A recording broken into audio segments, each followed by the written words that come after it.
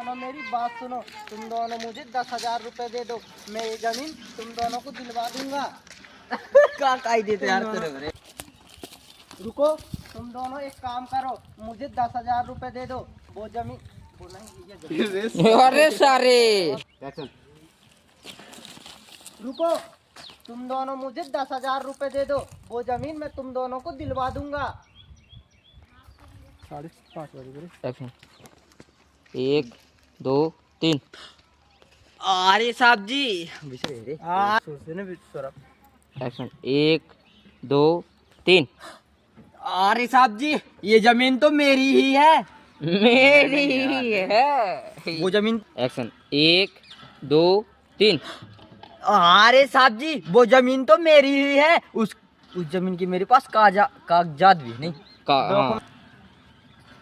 Action 1 2 3।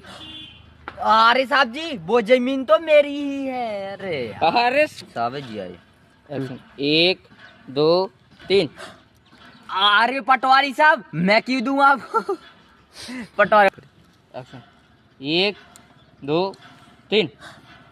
अरे साहब जी वो जमीन तो मेरी ही है और उस जमीन के मेरे पास कागजात भी हैं, तो मैं क्यों दूं आपको 10,000 रुपए।